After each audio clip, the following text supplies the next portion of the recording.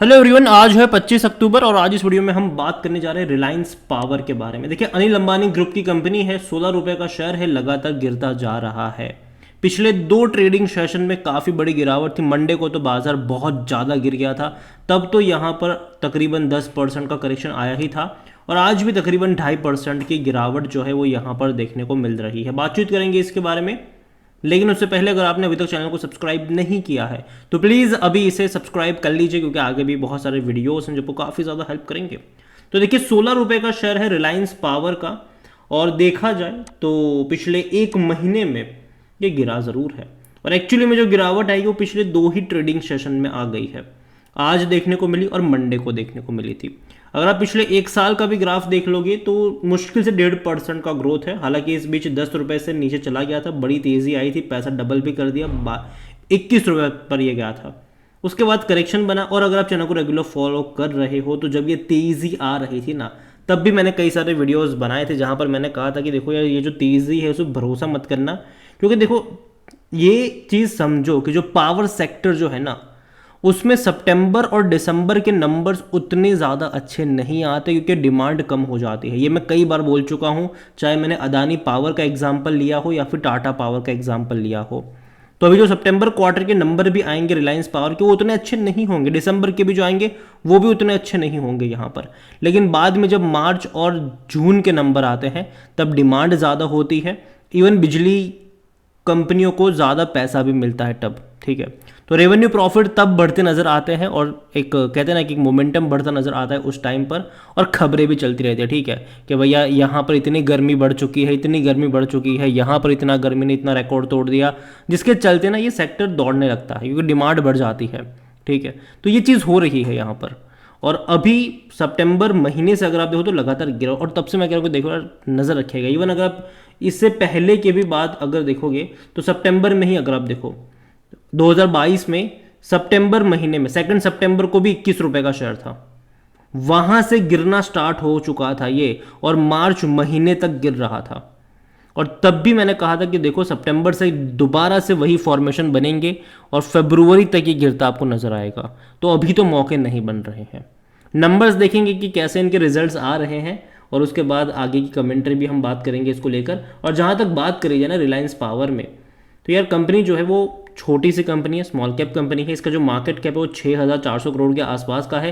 Positive चीज़ों में बहुत कुछ नहीं है, ठीक है, जबकि नेगेटिव बहुत सारे हैं कि भैया असेट्स कम है इनकी लायबिलिटीज़ के मुकाबले, आरओई अच्छा नहीं है, डेट भी है कंपनी के ऊपर, कर्जा भी है, डेट टू इक्विटी रेशियो 1.84 का है यहाँ पर। तो चीज़ें उतनी बेहतर नहीं है यहाँ पर। नेगेटिव चीज़ें मतलब जो चीज़ें वो बहुत सारी है। और यहाँ पर अगर आप देखो अनिल अंबानी ग्रुप की कंपनी ज़रूर है और कंट्रोवर्सी में ये ग्रुप रहा है, ऑपरेटरों के निशाने पे ये ग्रुप रहा है, और फंडामेंटल्स भी अगर आप देखोगे इस कंपनी के तो रेवेन्यू में ठीक ठाक है, मतलब ग्रोथ तो नहीं आई है यहाँ पर। मुश्किल से 1800 से 2000 करोड़ के आसपास का रेवेन्यू रहा, लेकिन प्रॉफिट देखोगे तो नहीं है। अभी लास्ट क्वार्टर में 300 करोड़ का लॉस कर गए थे ये। ठीक है, लास्ट क्वार्टर में 300 करोड़ का लॉस हो गया था। उससे पहले के क्वार्टर में भी देखो तो 200-300 करोड़ के लॉस हो ही रहे थे इन्हें। और जहाँ तक बात करी जाए इनके शेयर होल्डिंग पैटर्न की, तो जो प्रमोटर है उनके पास तकरीबन 25% की होल्डिंग है, एक भी शेयर गिरवी नहीं है। पब्लिक ज़्यादातर क्वांटिटी लेकर बैठी है यहाँ पर। 4.49% की बड़ी जो होल्डिंग है वो पब्लिक के पास है। एफ के पास 7.34% की होल्डिंग है। डी के पास 3.18% की होल्डिंग है यहाँ पर। म्यूचुअल फंड काफ़ी कम क्वांटिटी में है, 0.11% की है। हालांकि ये जून क्वार्टर का शेयर होल्डिंग पैटर्न है, सितंबर का आएगा तो देखना रहेगा। और जनरली शायद मुझे लगता है कि जो बड़े फंड हाउस है उनकी शायद आपको बाइंग देखने को ना मिले इस दौरान। ये मेरा मानना है, अगेन मैं ये नहीं कह रहा हूँ कि ऐसा ही होगा, ऐसा मुझे लगता है। और जहाँ तक बात करें फंडामेंटल तौर पर कंपनी वीक ज़रूर है। और देखिए, मैं मानता हूँ कि आने वाले टाइम में ना जो पावर सेक्टर वो फोकस में रहेगा। डिमांड जो है भाई साहब वो बढ़ने ही वाली है, क्योंकि धीरे धीरे ना हम इलेक्ट्रिफिकेशन की तरफ जा रहे हैं। धीरे धीरे हम जा रहे हैं उस एरा में कि जहाँ पर जो गाड़ियाँ होगी ना वो बिजली से चलने वाली है। तो बिजली बनाने वाली जो कंपनी होगी उसका फ़ायदा है, कंजम्पशन डेफिनेटली बढ़ने वाला है यहाँ पर। इवन हाउस होल्ड की बात करें वहाँ पर भी कंजम्पशन बढ़ने वाला है। मशीनों के ऊपर हमारी जो डिपेंडेंसी है वो बढ़ने वाली है। मैन्युफैक्चरिंग की अगर हम बात करें तो वो भी धीरे धीरे गवर्नमेंट बहुत ज़्यादा बड़े पैमाने पर उनको इंसेंटिव वगैरह प्रोवाइड करवा रही है और चाहती है कि लोग ज़्यादा से ज़्यादा मैन्युफैक्चरिंग के ऊपर फोकस करें, और जिससे ज़्यादा फैक्ट्री अगर लगेगी तो जाहिर सी बात है उसको चलाने के लिए भी बिजलियाँ वगैरह चाहिए, तो डिमांड बढ़ेगी और जो कंपनी अपने कैपेसिटी को बढ़ा पाएगा फ्यूचर में वो अच्छा परफॉर्म करेगा। लेकिन यहाँ पर अगर हम रिलायंस पावर की स्पेसिफिकली बात करें तो एक दिक्कत है कि भैया डेट है, कर्जा है इनके ऊपर, ये एक सबसे बड़ी प्रॉब्लम है यहाँ पर। और दूसरी बड़ी बात, जो एक्सपांशन प्रोजेक्ट हम एक्सपेक्ट कर रहे हैं वो बड़ी तेज़ी से शायद अदानी, टाटा, अंबानी आपको करते नज़र आएंगे, लेकिन यहाँ पर मुझे उतना बड़ा कॉन्फिडेंस नहीं है।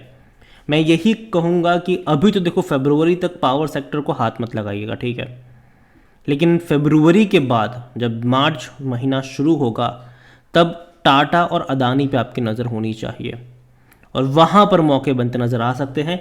ये कंपनी जो है ना वो ऑपरेटर के निशानों पर है, याद रखिए। रिलायंस पावर की मैं स्पेसिफिकली बात करूँ, इसको ऑपरेटर के निशाने पर है ये कंपनी, और ऑपरेटर बहुत ज़्यादा एक्टिव है यहाँ पर, तेज़ी लाने के लिए भी और गिरावट लाने के लिए भी, और खबरों के ऊपर बहुत कुछ यहाँ पर डिपेंड करता है। अगर कोई अच्छी खबर आ गई भागेगा, नहीं आई गिरता रहेगा ये शेयर। तो इतना ही कहूँगा कि अभी तो मैं 16 रुपये का लेवल, इवन जब 20 रुपये पे था तब भी मैंने वीडियो बनाकर कहा था कि पिछली बार भी यहीं से गिरा था, इस बार भी चांसेस ज़रूर है कि यहीं से गिर सकता है ये। और हालांकि बाज़ार खुद अच्छे मूड में नहीं है अभी तो भैया, स्मॉल कैप और मिड कैप की जम की धुलाई हो रही है, जम की पिटाई हो रही है, तो सब कुछ यहाँ पर अभी लाल में नज़र आ रहा है। लेकिन उम्मीद करते हैं कि चीज़ें आगे बेहतर हो। लेकिन अगेन मैं कहूँगा कि जब अच्छी अच्छी कंपनियाँ आपको, फंडामेंटली स्ट्रॉन्ग कंपनियाँ आपको सस्ते वैल्यूएशन के ऊपर अभी मिल रही है, तो बेटर यही करिएगा कि उन्हीं कंपनियों के ऊपर फोकस करिए, रिलायंस पावर को अवॉइड करिए। इन जैसी कई सारी और कंपनियाँ भी हैं जो फंडामेंटली उतनी स्ट्रांग नहीं है, लेकिन भैया बुल मार्केट था तो तेज़ी दिखाई उन सब ने। तो यहाँ पर इतना ही कहूँगी, अवॉइड करेंगे तो ज़्यादा फायदे में रहेंगे। और अभी कोई ऐसी पॉजिटिव चीज़ यहाँ पर है नहीं, और जो ट्रेंड सजेस्ट कर रहा है, अगेन मैं कहूँगा आने वाले कुछ महीनों तक तो पावर सेक्टर से मैं थोड़ी सी दूरी बनाना ज़्यादा पसंद करूँगा, ये मेरा मानना है, बाकी मर्जी आपकी है। इसके अलावा एनालिसिस के लिए जिस पोर्टल का मैं इस्तेमाल कर रहा हूँ, ट्रेड ब्रेन्स, अगर आप भी इसको यूज़ करना चाहते हैं तो लिंक मैं आपको डिस्क्रिप्शन में दे दूँगा। और अगर आप मेरा कूपन कोड HSA20 का इस्तेमाल करोगे तो आपको 20% का डिस्काउंट भी मिल जाएगा। कई सारे बेहतरीन फीचर्स यहाँ पर, जिनमें से एक है कि जो बड़े बड़े इन्वेस्टर्स हैं वो क्या खरीद रहे हैं, उनका पूरा पोर्टफोलियो आपको यहाँ पर मिल जाएगा क्वार्टर ऑन क्वार्टर अपडेट के साथ। इतना ही नहीं, जो बड़े बड़े ब्रोकरेज हाउस की रिपोर्ट्स होती है, कौन से शेयर्स में खरीदारी करनी है, कहाँ पर बिकवाली करनी है, वो भी आपको यहाँ पर मिल जाएगा। जैसे कि HDFC सिक्योरिटीज़ ने कई सारे शेयर्स को रिकमेंड किया है खरीदारी को लेकर, और टारगेट्स भी दिए हुए हैं, और खरीदारी और बिकवाली दोनों को लेकर टारगेट्स दिए हैं, और क्यों दिए हैं उनकी पूरी रिपोर्ट्स भी आप क्लिक करके यहाँ पर पढ़ सकते हो। तो देर किस बात की है, लिंक डिस्क्रिप्शन में है, कूपन कोड का फायदा उठाना भूलिएगा नहीं। वीडियो को यहीं पे एंड करूँगा, पसंद आए हो तो लाइक करो, शेयर करें, चैनल वगैरह पहली बार है तो प्लीज़ सब्सक्राइब करें। और रिलायंस पावर के बारे में आप क्या सोचते हैं वो भी आप मुझे कमेंट में लिख के बता सकते हैं। इसके अलावा कुछ और पेनी स्टॉक्स भी है इसी सेक्टर के, जैसे कि रतन इंडिया पावर हो गया, JP पावर हो गया, और यहाँ पर भी कुछ ऐसे ही फॉर्मेशंस नज़र आ रहे हैं। और अगर आप चाहते हैं कि मैं इनके ऊपर भी बात करूं तो कमेंट में इसका भी नाम लिखिएगा। जितनी ज़्यादा कमेंट आएगी उतना जल्दी वीडियो आएगा। Thank you.